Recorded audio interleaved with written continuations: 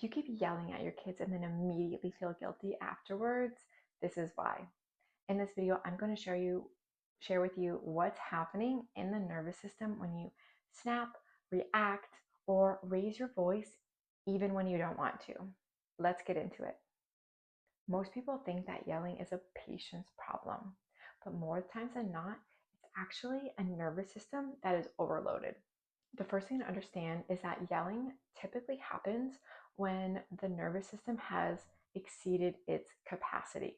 You've been needed all day, making decisions, managing everything, the constant stress, and eventually the nervous system hits its limit. So, this is why your reaction comes out faster than you ever intended. You're essentially gassed at this point emotionally and from a nervous system perspective, so it's a very automatic response. The second thing, and this is so important, is that most triggers have nothing to do with the present moment. They're activating something older, a past nervous system pattern, an old wound, a childhood experience where you felt unheard, unseen, unlovable, emotionally overwhelmed, or out of control. And now in the present moment, your child isn't listening. There's resistance. It's loud. There's overwhelm. So that past wound is now being triggered and activated inside the body again. So your nervous system reacts automatically. And this is often why the reaction feels so much bigger in the actual moment. It's not just about the present moment, it's about the present and the past.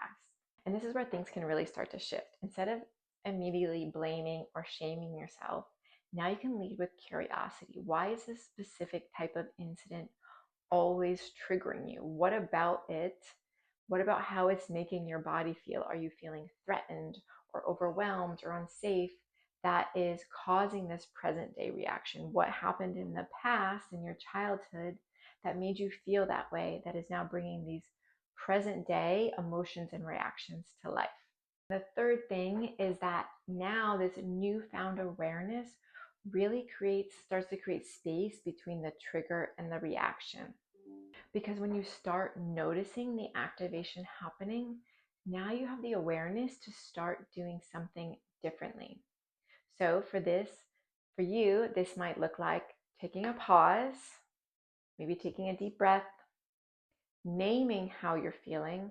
I'm feeling triggered. I am feeling overwhelmed. I am feeling frustrated. And when you can name how you're feeling, that creates space. You can take a few moments for yourself. And again, leading with that curiosity, why does this feel so big for me right now? And now you've taken ample time and space to respond differently. Knowing how you always react, now you have this new awareness and curiosity to respond differently. And that awareness really allows your nervous system to respond differently rather than this automatic reaction. The goal isn't to become this perfect parent that never gets triggered. That's not realistic. The goal is to create enough awareness and safety within the nervous system so that that old wound, that old pattern no longer runs the show. You're not failing. Your nervous system is responding from an old wound that's coming up so that you can address it because it really needs support and healing. And when your nervous system is already overstimulated, this can feel so impossibly difficult.